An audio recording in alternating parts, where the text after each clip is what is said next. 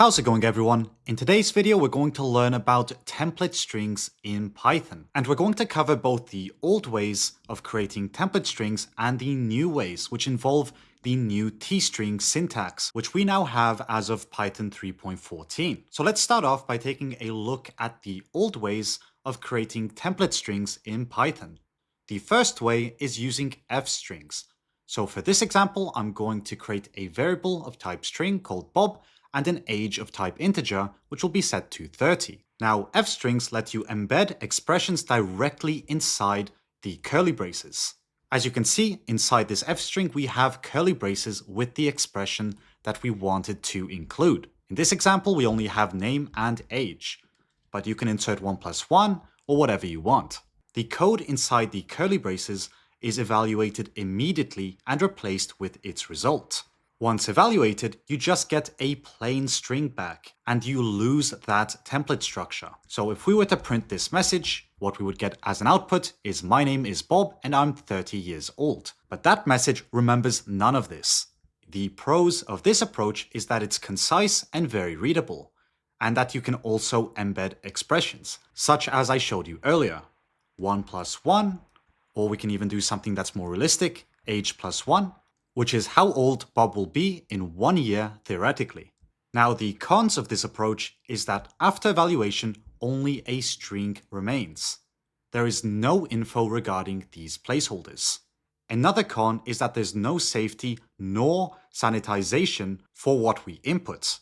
And this is quite dangerous for SQL and HTML if values come from user input. And finally, this template is one-shot, which means it can't easily be reused with different values. Now, the second method is using string.format. And the string.format method allows placeholder substitution using curly braces. Arguments are then passed in order or by name, making it more flexible than f-strings in older Python versions. For example, here we can create a message which will equal my name is curly braces and I am curly braces years old. Then we can call .format, and inside here we pass in the arguments, not format map, but format. So here we'll pass in name and age. And since I'm a silly potato, I'm going to paste those in once again so that we can insert them. Now, when we print this message, we should end up with the message, my name is Bob and I'm 30 years old. The pros with this approach is that it works on Python versions prior to 3.6. And you can also use names here. For example, if we have my name is, we can remove this, insert name, and here we'll just type in that name equals Bob. This will work just fine. The cons are that it is quite verbose compared to f-strings. It is also harder to read with many placeholders, and at the end of the day, it still resolves into a plain string with no structural info. Moving on to the third approach, using string.template. For this approach, we need to import from string the template class. Next, we can create a template like this and pass in hello $name, you are $age years old. It kind of feels like Kotlin, except here nothing happens. Next, we can type in message equals template.substitute and pass in the values to those placeholders. So here, name is going to equal Bob and age is going to equal 100 because Bob is very old. Next, we're going to print the message, and as an output, we should get hello Bob, you are 100 years old. Now, the pros of this approach is that it's safer than f-strings. It only allows simple substitution and no code execution, and it's quite useful for user-supplied templates, such as configuration files, text messages, etc. But the cons of this approach is that the syntax feels clunkier than f-strings. As you can see, this is a lot of effort for a very simple string. And also, at the end of the day, this still flattens into a regular string. All the structure is lost as soon as we create a message from it. As you can see, the message is of type string. So, you're probably very eager to learn about t-strings now that I showed you 3 different approaches that we used in the past. Now, the syntax is exactly like f-strings, but prefixed with a T instead of an F. And instead of producing a plain string, they produce a template object. And a template object preserves both the literal part of the string and the interpolated expressions and their metadata. So let's create an example, which will be called template. And this example will be a T string that will say, hello, name, you are age, years old. Now, obviously, this cannot work without the variables, which I keep on deleting because I keep on forgetting I need them. But once we have the variables that we want to insert into the template string, the code editor should stop complaining, and Python should also stop complaining. Even if it's complaining for a reason. I was missing 2 variables. Now, a template is not a string. It's a template object that remembers its structure. To inspect the raw literal parts of the template, we can print template.strings. And what we will get as an output are the string parts of the template. So here we have hello, you are, and years old. It's excluding the interpolated parts. To inspect the interpolation slots, which are also known as placeholders, we can print the template.interpolations. Now this time, right below strings, we should see the interpolations. And each interpolation knows its original source expression, for example, name, where it appears in the string, and the formatting and conversion metadata. We can also inspect the evaluated values inside the template by printing template.values. Now what this should give us back are the values which were evaluated. These are the results of evaluating each placeholder. Now, why is this useful? Well, unlike F strings, you don't lose structure after evaluation. And this means that you can translate around placeholders, you can escape and sanitize values such as HTML, SQL, and URLs, and you can also log templates separately from data. And finally, rendering can be deferred. You choose when and how to build the final string. So what we're going to do next is build a string back from a T string. Since we don't get a full string automatically like we do with an F string, we need a method to concatenate the parts together. So to do this, we use the template as an iterator, which provides us with the string parts and interpolations in one iter. So here we will create something called build template, which will take a T string of type template, which we need to import, and make sure you import it from string.template library.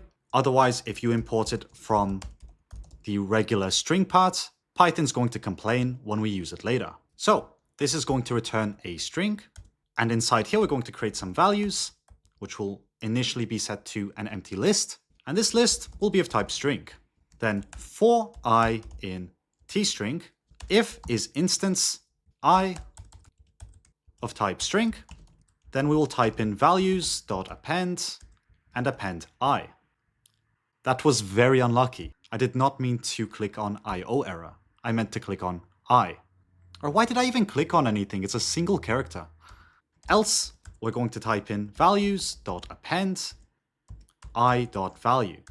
And at the bottom, we need to return a string after we've looped through everything in the T string. So here we need to return an empty string dot join and pass in the values. And just like that, we can recreate a string from a template. Now we can recreate those infamous values, name of type string, and set it to Bob. And here we will include a profession, so I don't feel silly. And that's going to be a chef. And finally, we can create a template string, which is going to be of type template. And that's going to equal T followed by your name is name, and you are a profession. Now below this, we can print the template, and we can print the result of what we build from the template. The code editor is not helping me out at all. Build template. Did I spell something wrong? Build template. That's interesting. So build template and pass in the template.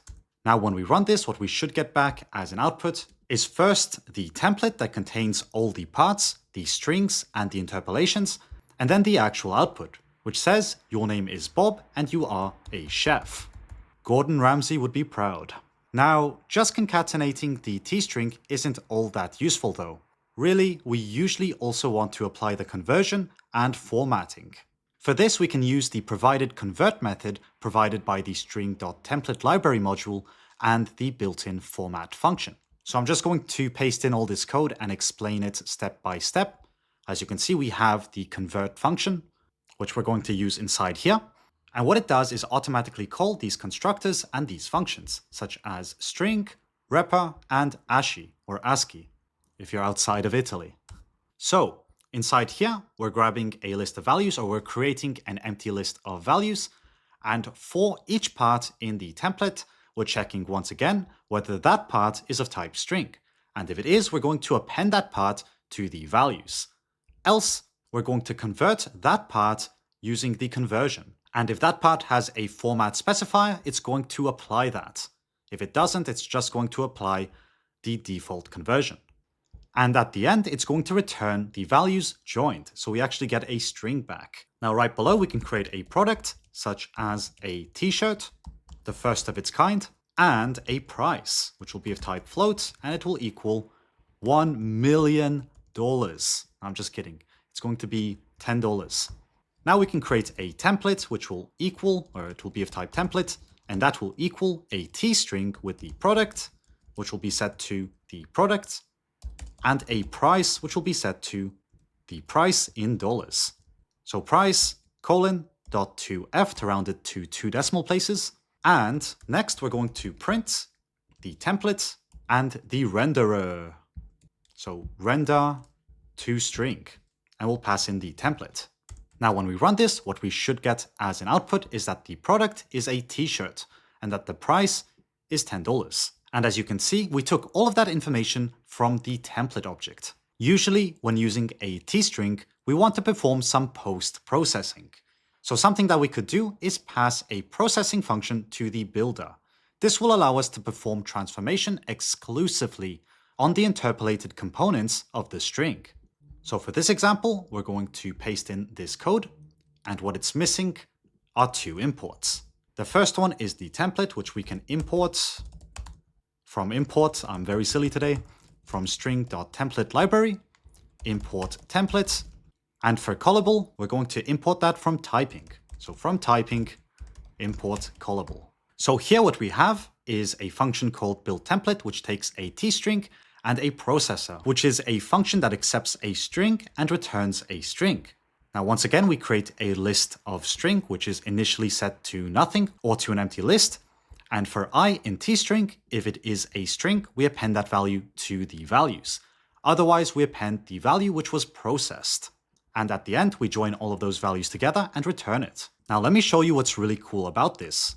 So down here, we're going to create a string of type string, and this will contain the value of this is an unescaped string. Then down below, we can create the template of type template, which will equal a t-string, but this time we're going to do something pretty cool. So t, and I'm going to pass in this website, which is myfantasticpage.com, with the query being set to the string. Now, I do want to mention that I'm using Z, but if you're using PyCharm, you will see this part being displayed the same way as in f-strings. The curly braces are going to be orange and the variable is going to be white. Just so you understand, because I feel like I never make myself clear enough, here when you insert some curly braces and a variable, it has some nice color coding. I think because Python 3.14 still hasn't come out yet, that Z has no idea how to color this. I'm hoping they will update that soon, but for now it doesn't matter, the syntax works, and it runs fine in Python 3.14. Anyway, as you can see, we have this string here. Now watch what we can do with it. We can print build templates, and inside we're going to pass in the template, which is a t-string, and we're going to use URL library .parse.quote. And this is not working because I need to go all the way up to URL library and add .parse. Now with that, we can parse this string. So when we run it, what you should notice is that we will get the website back with the string being parsed. And that's quite cool. Something else we can do, which is quite cool, is replace this information. Ta-da! I'm kidding, that was not the cool part. But we can insert some HTML, which might be dangerous, it might not be dangerous.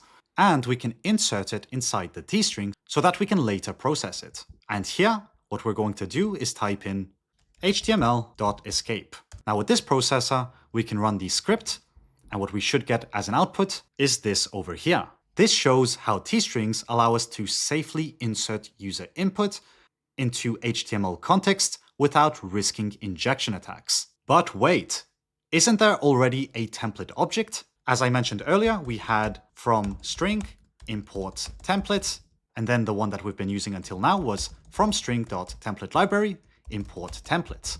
Do not mix up these two. They perform very different functions. And I would even go as far as to say that the name of the templates used by t-strings is quite misleading and should be thought of as something like an interpolated string, since both of these behave in different ways. String.template is best used for things like letter and email templates, whereas string.template_library.template is used for validation, sanitizing input, and transformation. I hope the Python team will update this eventually, because as you can see, importing this is a pain, especially when the name is so similar and they both come from the string module. Anyway, that just about covers everything I wanted to talk about in today's video. Do let me know in the comment section down below whether you have any other comments, questions, or just tell me how your day went. I would love to hear about that as well. But otherwise, as always, thanks for watching, and I'll see you in the next video.